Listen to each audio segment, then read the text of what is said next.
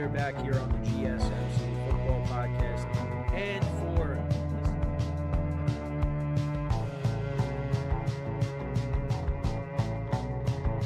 keep yourself in the loop of everything football on the Golden State Media Concepts Football Podcast. The latest news on and off the field, be it college football, Big Ten, SEC, Big 12, Pac-12, ACC to the NFL. We've got you covered. Listen to the Golden State Media Concepts Football Podcast.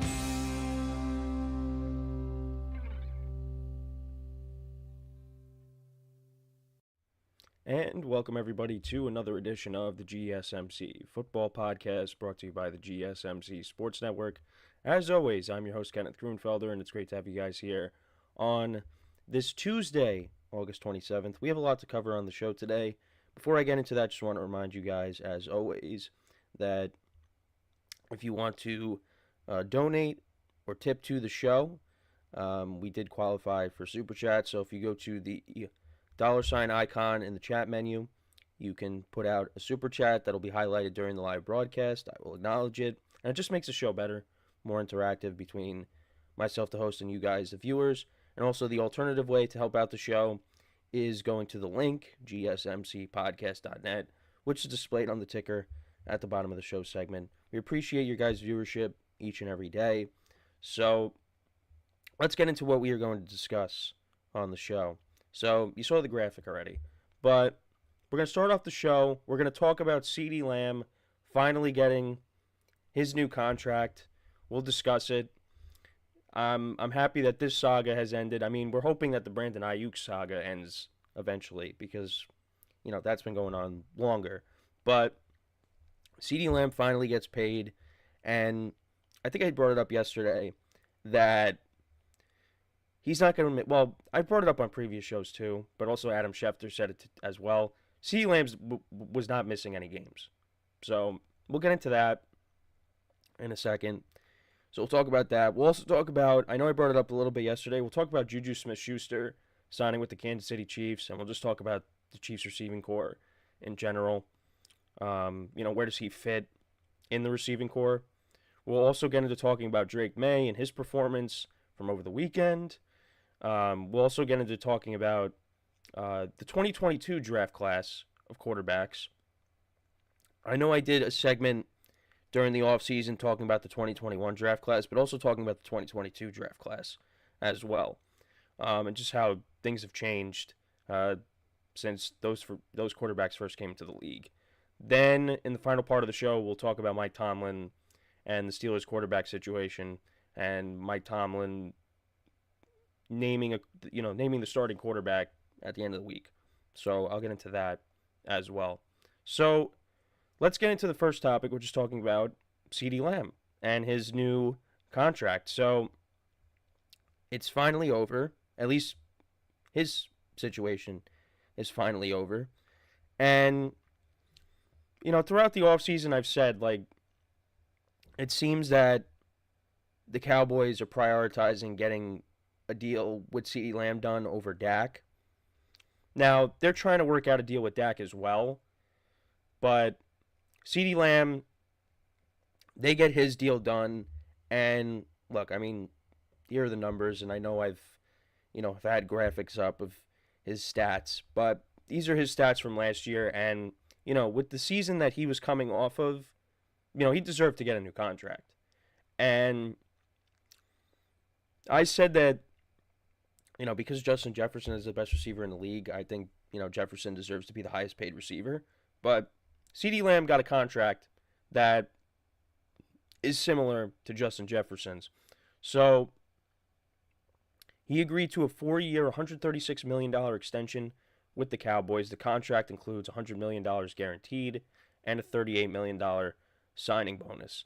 And now when it comes to the AAV, he's only behind Justin Jefferson. So Justin Jefferson is making $35 million a year. CeeDee Lamb is making $34 million a year. So really right around the same numbers.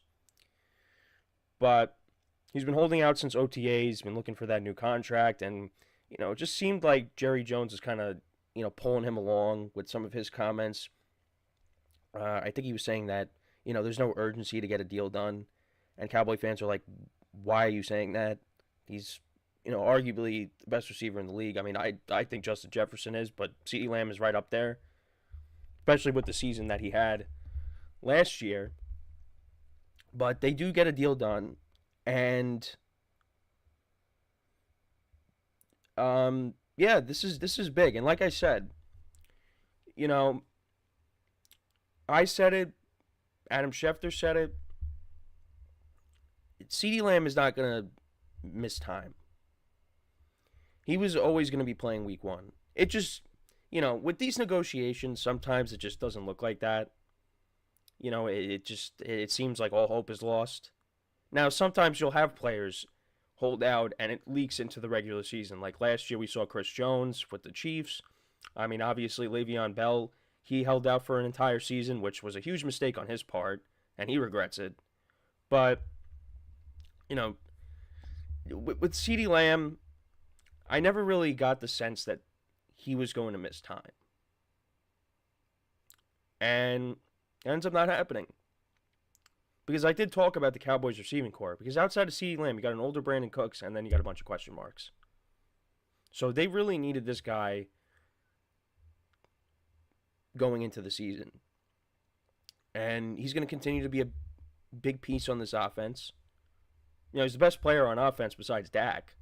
So, when it comes to the playmakers. So they really needed to make sure that he was ready to go. And he's going to be. And I expect him to have another monster season. Now, I don't know if he's going to be able to replicate these exact numbers. But he definitely can. He's in the prime of his career right now. And now the Cowboys, they move towards Dak and seeing if they can get a deal done with him. Now, I've still been saying all along that I think Dak might be the odd man out because you still got to pay Micah Parsons as well. But if they end up paying Dak, then that goes out the window. But it just seemed, I don't know, the way it's has seemed that Dak's probably going to leave. But I could be wrong.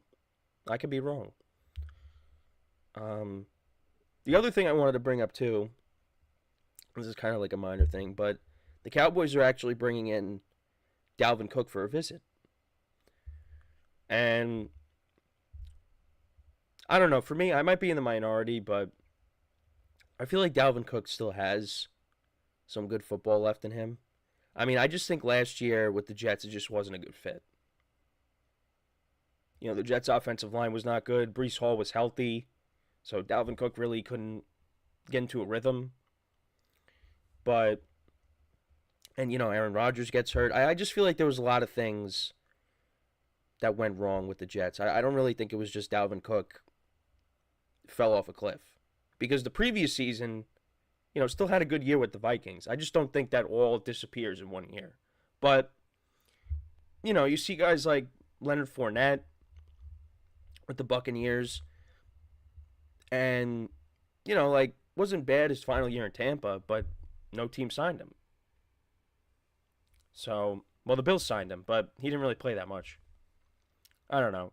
I might be in the minority with saying that about Dalvin, but like Dalvin Cook could be like I think he could be a good fit with Dallas. But how much of a workload is he going to get if they do indeed bring him in and sign him? So I don't know. That's just something else I wanted to bring up. Let me know what you guys think though about that. But I think he'd be an upgrade over what they have. That's just me. But this was very important. Back to CeeDee Lamb. This is really important that the Cowboys were able to get this done. And now we just got to see how they handle the Dak situation. How does that all go down? But I'm still of the mindset that he's going to end up leaving. But only time will tell.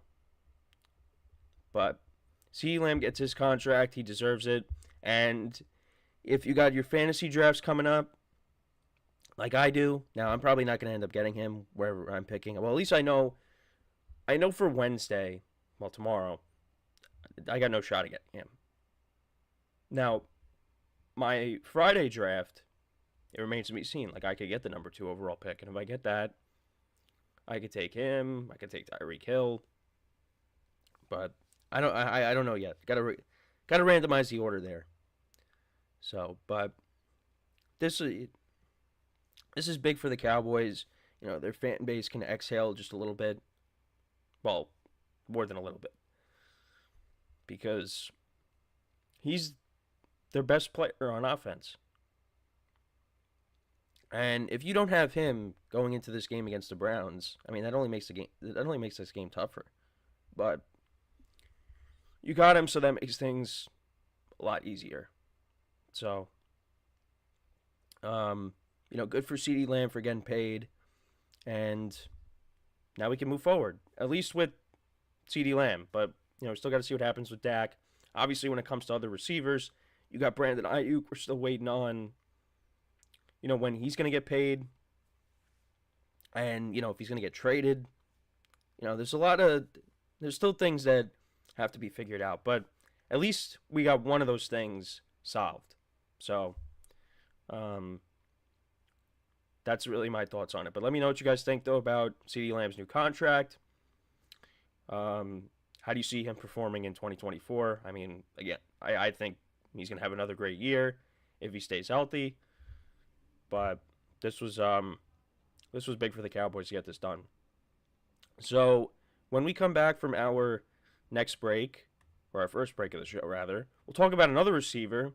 We'll talk about JuJu Smith-Schuster signing with the Kansas City Chiefs, signing back with the Kansas City Chiefs after his 2022 season. He went and signed with the Patriots, and now he's back again. So we'll talk about the impact of that. I'll give you my thoughts as the Chiefs have rounded out their receiving core going into the regular season. So I'll get into all that when we come back from our first break of the show. So, with that being said, stick around, and we'll be right back here on the GSMC Football Podcast.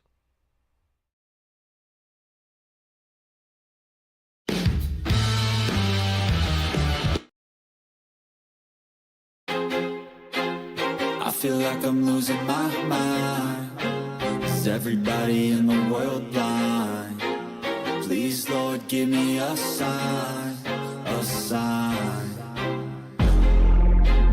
I feel like I'm losing my mind. Is everybody in the world blind? Please, Lord, give me a sign, a sign. I wanna be the greatest. Everybody on the fake shit. I look around and feel like everybody is the fakest. I make this every day and I'm impatient, hoping one day I blow up from the basement. Statement, the top is so vacant. I don't hear shit that I think is amazing. Waiting for my day when I'm playing sold out shows for 1,000 faces. Hey, give me that crown, get in my way and to be put down. It ain't your place, all this my town. If I want that shit, then I'll get it right now. I'm losing it, the noose it fits. Some losing shit, a stupid myth. You choose to live or choose to dip. You choose to fight or lose your grip and lose a gift. Oh, I feel like I'm losing my mind. Is everybody in the world blind? Please, Lord, give me a sign, a sign. I feel like I'm losing my mind. Is everybody in the world blind? Please.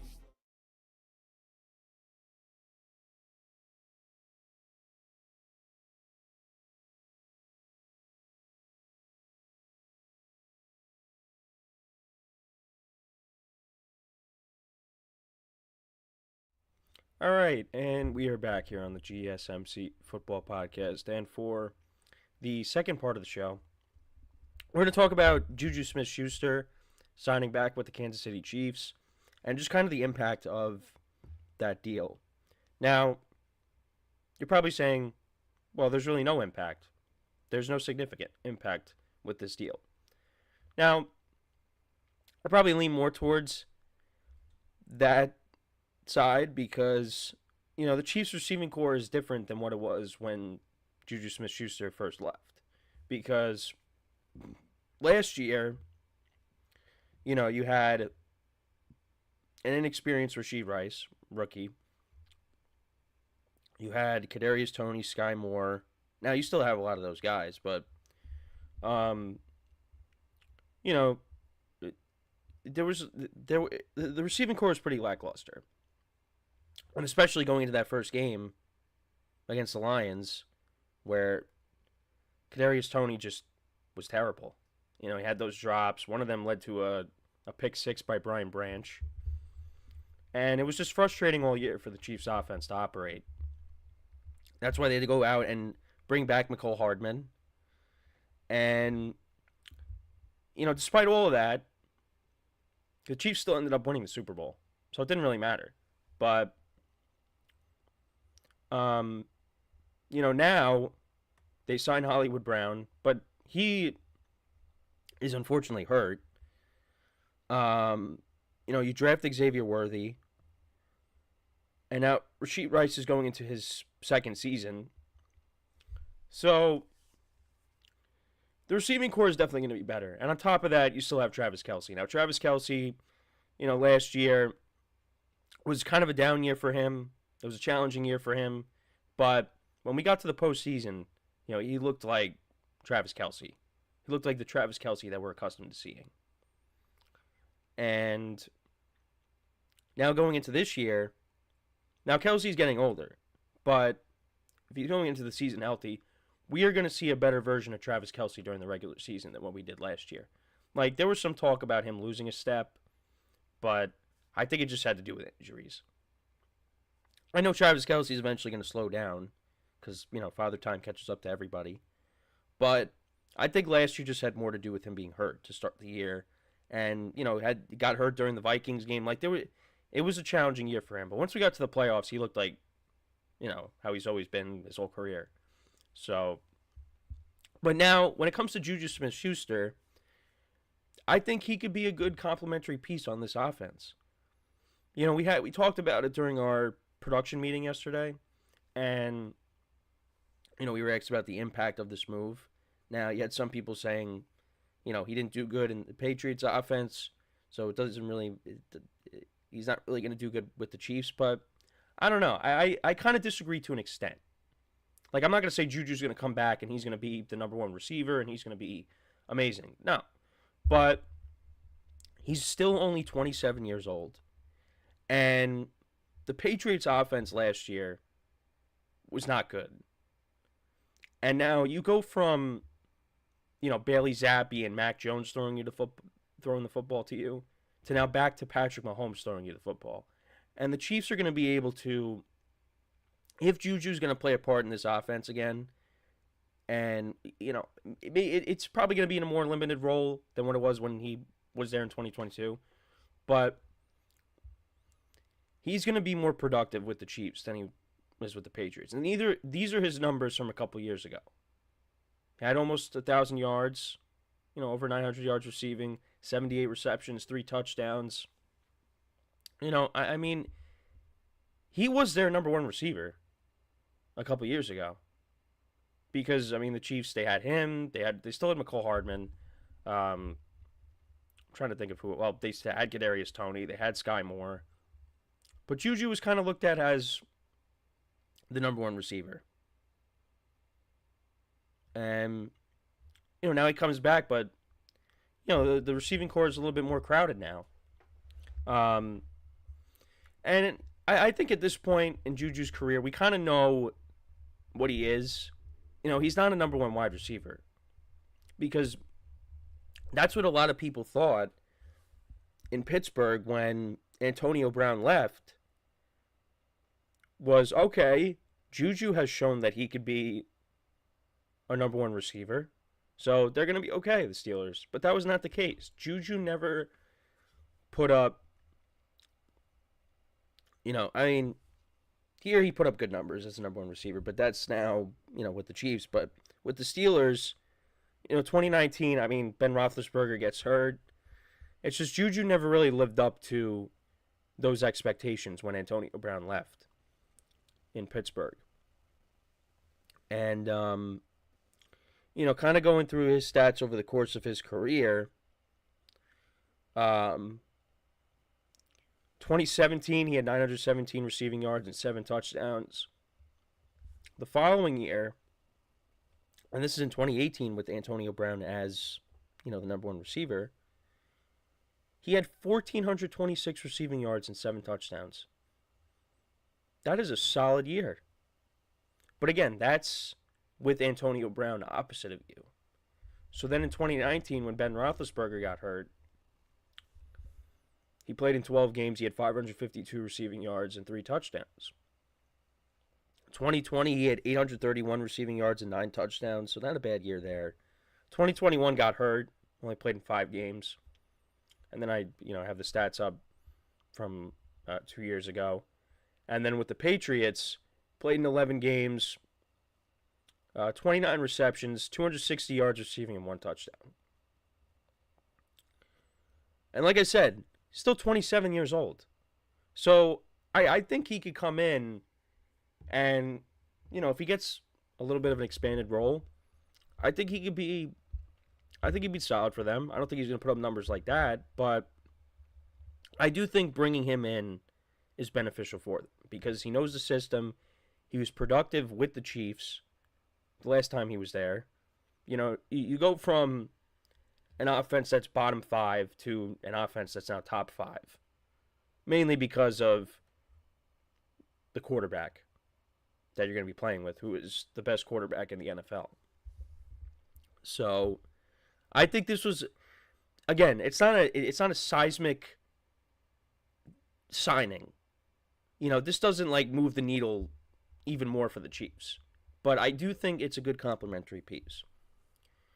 And we do have a comment from Shots Below the Belt. And I do think he's been in the chat before with my show here. And he said the Chiefs are clicking the panic button because of the whole Rice situation. Could be, because that is a good point. We still don't know. Is Rashee Rice going to be suspended? What's the situation there? Right now, nothing's happened. But if he does end up getting suspended and you don't have Marquise Brown, then that does make the signing more important. Now, I think the Chiefs will be able to survive because they're the Chiefs. But that is also a good point. If Rashee Rice gets suspended, well, it's really going to be about all these other receivers. McCole Hardman is still on the team. You still got Justin Watson. We'll see what happens with Kadarius Toney. I don't think there's any movement on that, on whether he's going to get cut or not. He really has kind of played himself out of Kansas City. I do have him in one of my dynasty leagues. So let me see if there's any updates on that front. No, there's doesn't seem like anything. So still on the team, but we'll see. And they still got Sky Moore as well. But yeah, this JuJu Smith-Schuster signing, if Rashee Rice does get suspended, that does make it more important. So we'll have to keep an eye on that. But like I said, I don't think this is a seismic signing that, just moves the needle even more for the Chiefs. But I just think, it was, a low risk, high reward signing. If it doesn't pan out, he's not on the team. There was also some rumors floating around that maybe he could go back to Pittsburgh. I think some Steeler fans are not too enthusiastic over it just because of all the TikTok stuff and whatnot. But I do think that, going back to Kansas City was probably the better move for him. I don't know who else was showing interest, but that's just really my thoughts on this situation here. But yeah, the Chiefs play next Thursday, and I can't wait. Can't wait for that game. It's almost here. We just got to get through this week, and then we'll be there. Now we got college football to bridge the gap a little bit, but we are around the corner, and we'll see. The Chiefs in action next week when they take on the Ravens. So, let me know what you guys think though about the JuJu Smith-Schuster signing.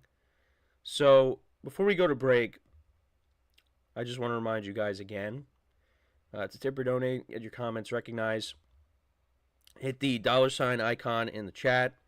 That will help you make a super chat that gets put out on the broadcast. I'll acknowledge it during the live show. It just makes the show more interactive between me and you guys, the viewers. That's really what it's all about. And also an alternate way to help out the show is going to the link, which is gsmcpodcast.net. We appreciate your guys' viewership each and every day. So, but now when we take our break here, we're going to come back and we're going to talk about Drake Maye's performance over the weekend and just, where that situation is at. Is he going to start? Is Jacoby Brissett going to be the starter? We'll talk about all that when we come back from our second break. So with that being said, stick around, and we'll be right back here on the GSMC Football Podcast. Looking for your daily fix of sports talk without having to pay for it? GSMC Sports Network is available on YouTube. Just search GSMC Sports Network. Get your fix of daily sports talk shows on YouTube, absolutely free. NFL, college football, NBA, MLB, MMA, UFC, fantasy football, and so much more. GSMC Sports Network has shows running all day long, with new sports shows starting every 2 hours. Just like on your favorite cable sports channel, except GSMC Sports Network is absolutely free. Just search GSMC Sports Network on YouTube to catch one of your new favorite shows, like the GSMC College Football Podcast, Chip Shot Football Podcast, Hoops and Heels Women's Sports Podcast, GSMC Basketball Podcast, and so many more. Check it out for yourself. GSMC Sports Network, now available on YouTube absolutely free. Search GSMC Sports Network on YouTube right now.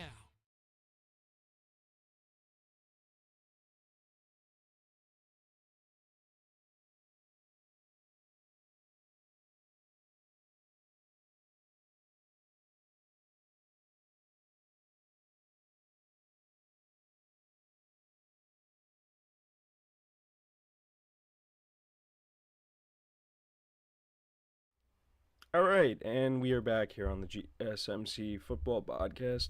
And for the third part of the show, we're going to talk about Drake Maye and his performance from over the weekend, and just kind of get into his preseason just in general. And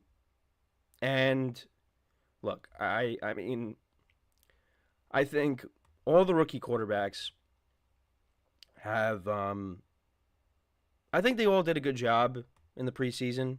I don't think anybody, I've said this constantly, but I don't think anybody really embarrassed themselves. And I thought, from watching a little bit of Drake Maye on Sunday, I think he could start week 1.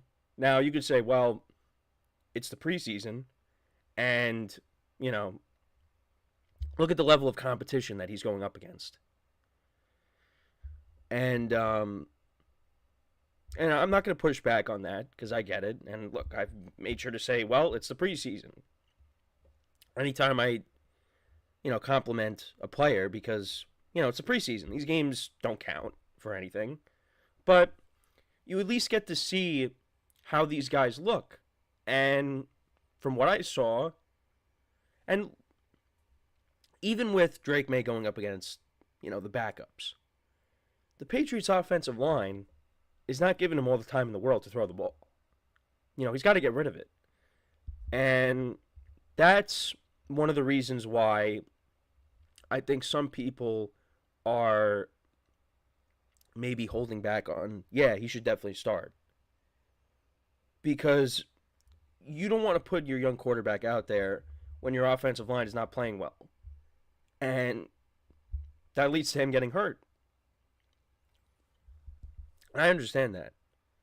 But the other thing, too, is, well, with the rookie quarterback, they can move around a little bit. You know, it's a tough call. But I think Drake Maye could definitely start.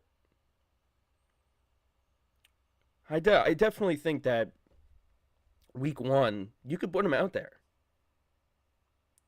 You know, I think he's shown that, you know, he's ready to go week 1. But the Patriots may have a plan where, you know, you start Jacoby Brissett, and then eventually Drake Maye will take over. But Jacoby Brissett has not played well in the preseason. He just hasn't. And got banged up against the Commanders. Had to leave the game early. So it's going to be interesting what they end up deciding. I mean, if they start Drake Maye week 1, I mean, that'll definitely excite the fan base. You know, they'll be excited to see him. I mean, listen, I'm not going to pretend like the Patriot fans are, you know, they've never seen any winning. They're in an interesting period now because now they're a team that is not expected to win. You know, that's what they've been expected to do for, 20 plus years. But it's a new era now. You're not the team to beat anymore. But I think for a lot of them, they want to see, well, pretty much all of them, they want to see this young quarterback start right away and, see what he could do. And his stats could have been better in the preseason. But, he had drops, and then, the other night, he scrambles out of the pocket, throws downfield to KJ Osborne, and that ended up being a touchdown, but it got called back because it was how the left tackle was lined up. It was, I think they called it an illegal formation. But, yeah, you can't have that happen. But, yeah, the offensive line, that's really been, besides Drake Maye, the offensive line has been the talk of the town. How it's really been struggling. And the Patriots got to figure out, you know what? The young receivers look like, they could be playmakers in the offense. Now, I'm not saying they're going to be game breakers, but, I see the talent there with Jalen Polk and Javon Baker. But, I mean, I'm not going to say they're going to turn into, some of the best receivers in the league, but they got to play a big role in this offense. They got to help the growth of their young quarterback whenever they decide to go to him. Now, you still got some veterans there. You got Hunter Henry, who they brought back. Ramondre Stevenson. There's some veteran guys on this offense. But I think it really starts all up front. They have to protect their young quarterback. They have to protect whoever's behind that line. Because, again, I said this before, you could start Drake Maye. Well, you could have Drake Maye sit, but, somebody does have to play quarterback. And that's why I feel bad. Like, you want to protect your own quarterback, but you're sending somebody out there to play under that line, behind that line, and they're going to end up getting hurt. Like Jacoby Brissett. It's not fair to Jacoby Brissett, but, again, somebody's got to play quarterback. So, it's an interesting, like I said, it's going to be interesting to see what ends up happening. I don't know what's, in my opinion, I still think they go that route with starting Jacoby Brissett. And then you let Drake Maye take over. But only time will tell. And we're going to find out very soon what the Patriots end up doing. And right off the bat, I mean, you play against the Bengals in Cincy. I know they play the Jets early on in the season. So, like I said, going to be interesting to see what they end up doing.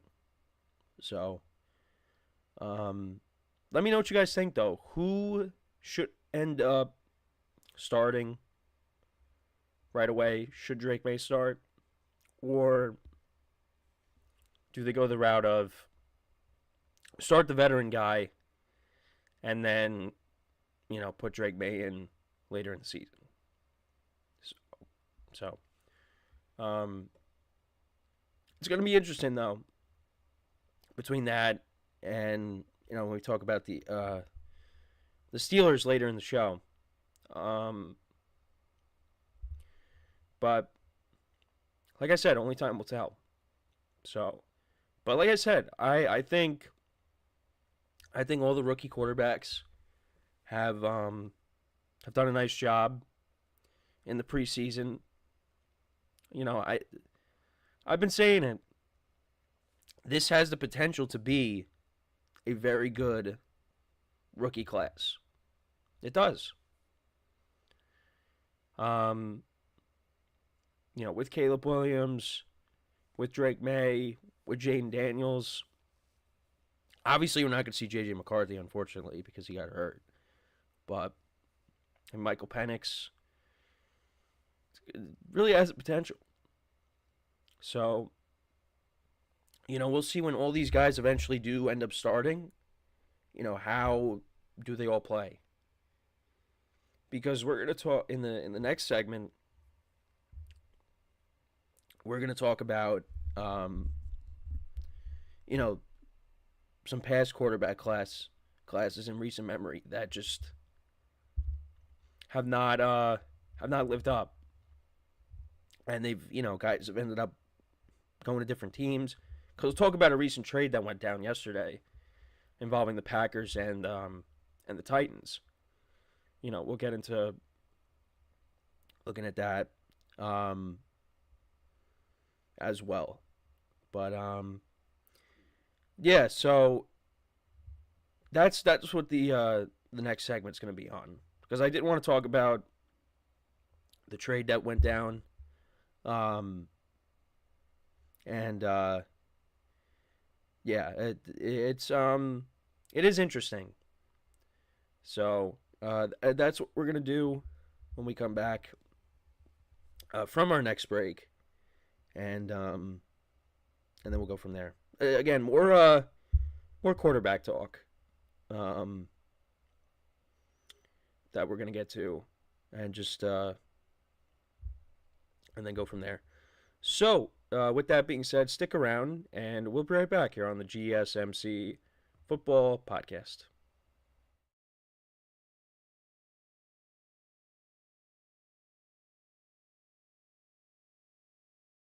For the best and latest podcasts available anywhere, go to the podcast app on your cell phone and type in GSMC to access free content-rich podcasts on health and wellness, book reviews, sports, entertainment, relationships, social media, movies, technology, finance, and even weird news. Subscribe and download the GSMC Podcast Network's family of shows, available everywhere podcasts are found.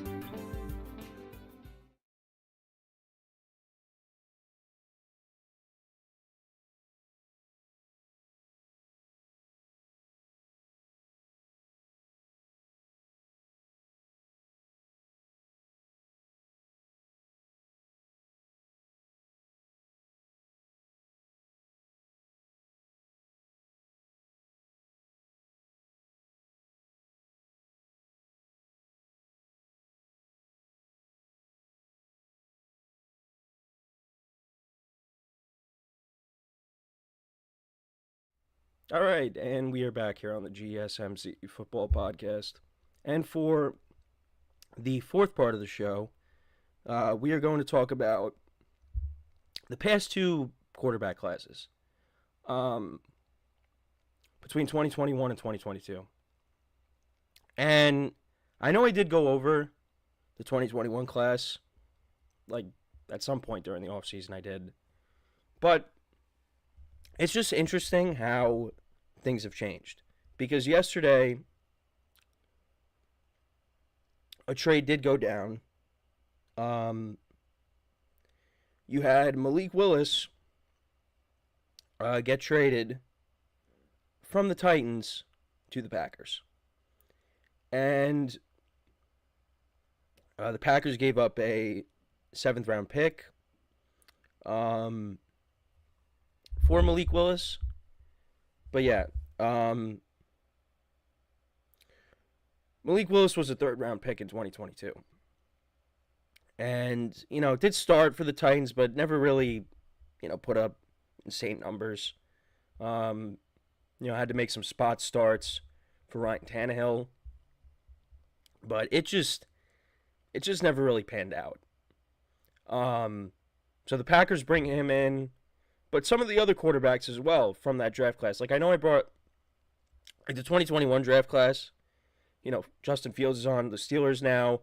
Mac Jones is on the Jaguars as a backup. Trey Lance is with the Cowboys, originally with the 49ers.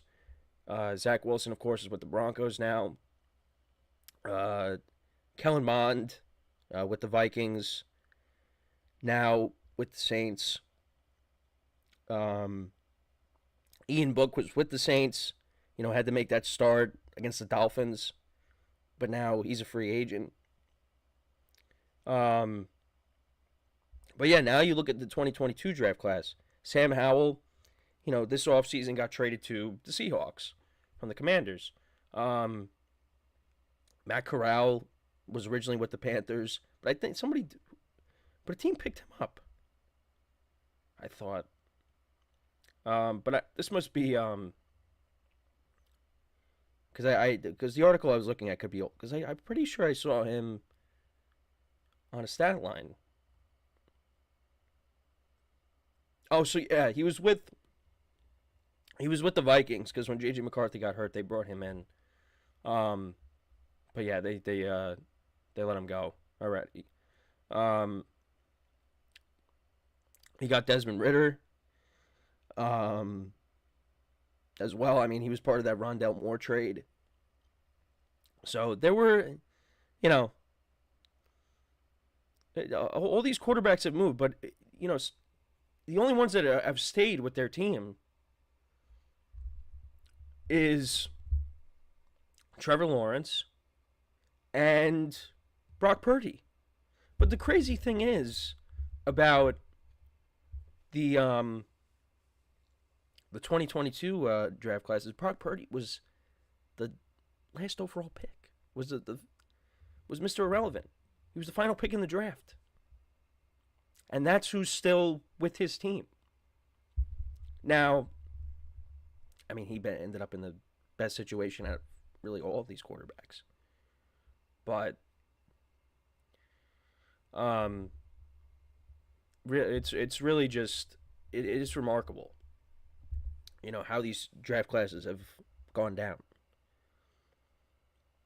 That's why you're kind of hoping with this draft class here that, it's we're on the come up again.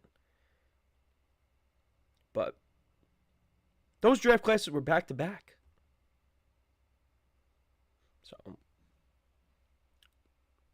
it is interesting. Now, in terms of what is Malik Willis going to bring to the Packers? Look,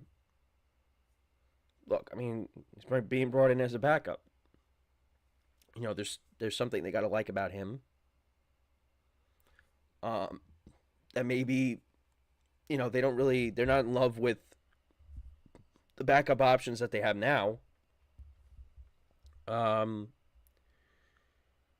It's, we'll have to see. But, I wanted to look at his stats though.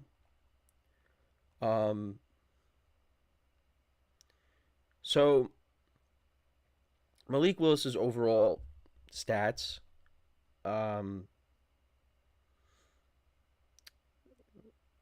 so he's got 350 passing yards, no touchdown passes, and 3 career interceptions. Played a little bit last year. Played in the international game against the Ravens a little bit. Like I said, has had to fill in for Ryan Tannehill. Sports and fun comments. What's up? DD is so underrated. You mean CeeDee? The only DD I know is DD Gregorius for the Yankees. So, if you mean CeeDee, well, I don't really know if you could say CeeDee's underrated because CeeDee's one of the best receivers in the NFL. So I kind of need some clarification on that. Okay. He said CeeDee. Yeah, I mean, look, I don't think CeeDee's underrated. I think he's, one of the best. So, but we did talk about him at the start of the show here. Right now we're talking about the 2021 draft class and the 2022 draft class and how there's just been so much fallout from that. So, yeah. It's interesting. Again, how different it is with guys, switching teams, and it happens. It happens, but it's just, it really, like, I think the most remarkable thing, like I said, is that Brock Purdy was Mr. Irrelevant, and he ended up, he's still with his team. Like, he turned out the best. But again, you could say, well, look at the team that he ended up with. And like I said, he ended up in the best situation. So,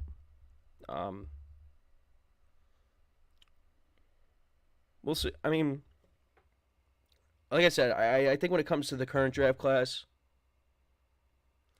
it's probably, I mean, it could be a very good draft class if the guys translate what they did in the preseason to the real deal. That's really how I look at it. But like I said, we'll have to see how it goes. But that's just that's my thoughts on it. But yeah, let me know what you guys think though about the past 2 draft classes. Let me know in the comments. So we're gonna take our final break of the show now. When we come back, we'll talk more about quarterbacks. We'll talk about the Steelers and their situation. Mike Tomlin saying he's going to name, the starter by the end of the week. So we'll get into all that when we come back from our final break of the show. So with that being said, stick around, and we'll be right back here on the GSMC Football Podcast.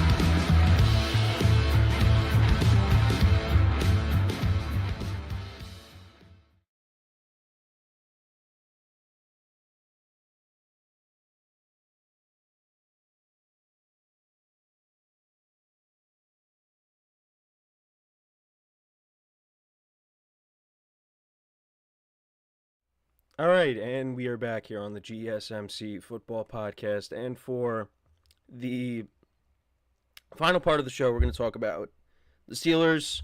Mike Tomlin talking about naming, starting cornerback by the end of the week, and who it should end up being. Now, all along, I've kind of said that I think it should be Russell Wilson.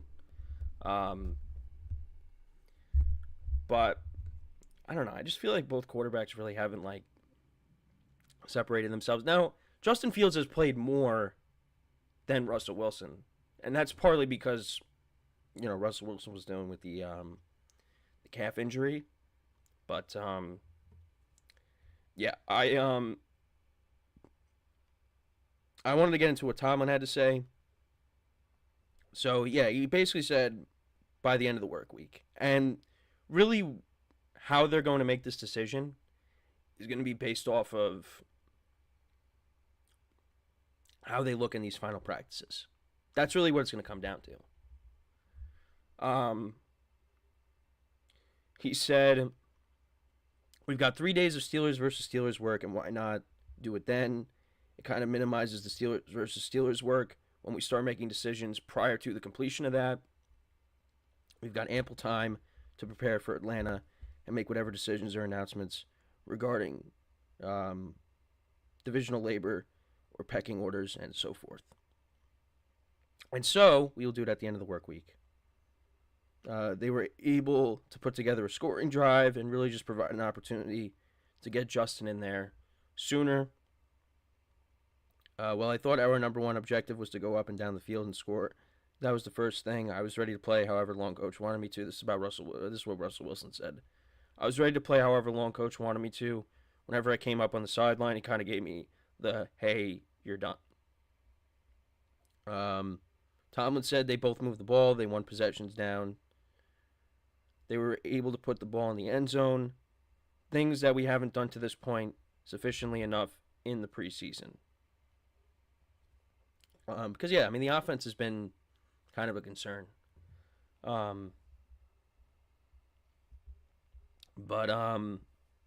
Yeah, it's just,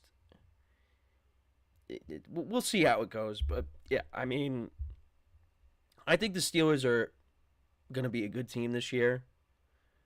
But I think what ultimately is going to hold them back is their offense. Because they have a championship caliber defense.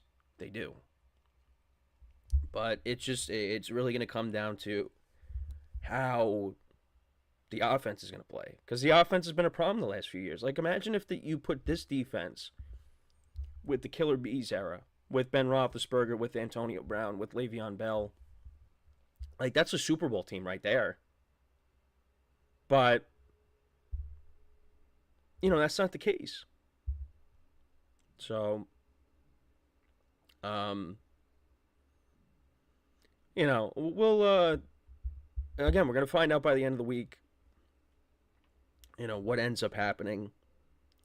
I still think they're going to give Russell Wilson a runway. And if he ends up not playing well, then, we'll see. But,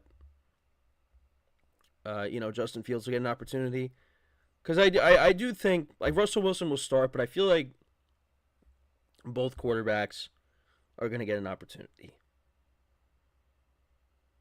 So, we'll see how it goes. But,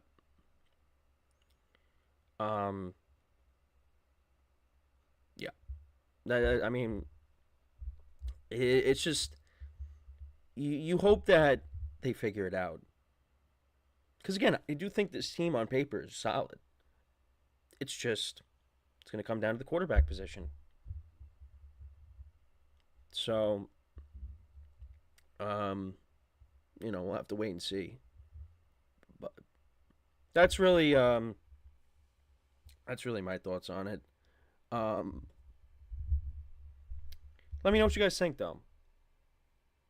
Should Fields start right away? Or does Russell Wilson at least get a chance to start? And then, if he doesn't play well, then you go to Fields. But let's actually take a look at their stats from Saturday, rather. So the Steelers ended up losing to the Lions 24-17. They're actually up 14-0.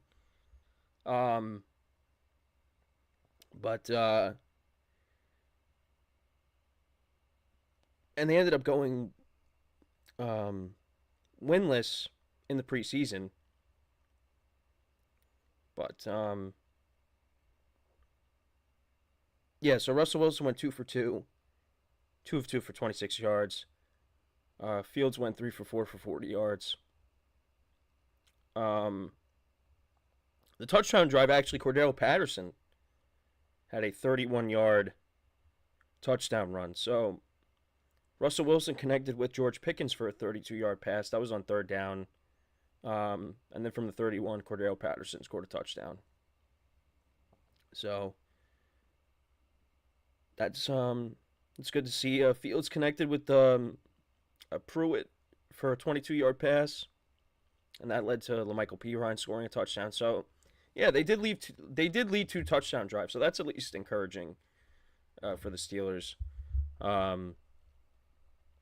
But yeah, we'll see what they end up doing.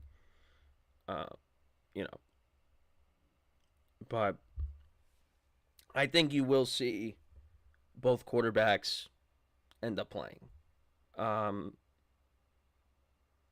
in some capacity throughout the year. And maybe you'll see Kyle Allen play. If you see Kyle Allen play this year in the regular season, you know there's a problem. So,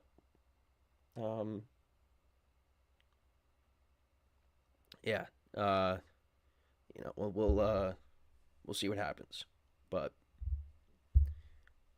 yeah, hopefully you don't. Hopefully you're seeing him in mop-up time when it's like 30-0 or something. I don't know. But yeah, that's pretty much it, though. I appreciate you guys for tuning in. Again, I apologize for my allergies. I'm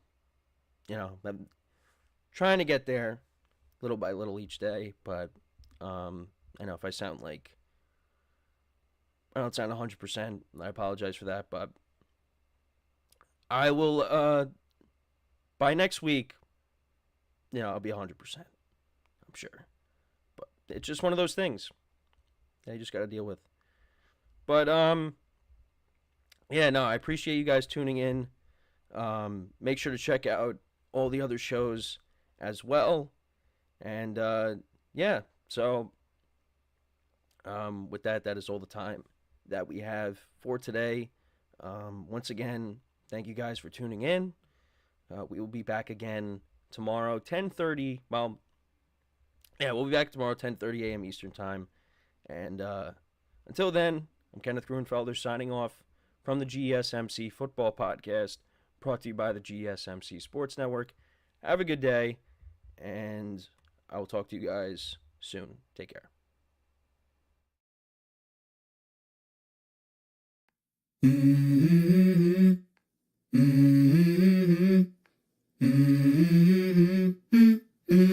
Let's go. I wake up to a little bit of drool on my pillow, feel like it's gonna be a bad day. Yeah, I'm tired of shit, and the coffee ain't hit yet, damn, ain't that great. I don't wanna go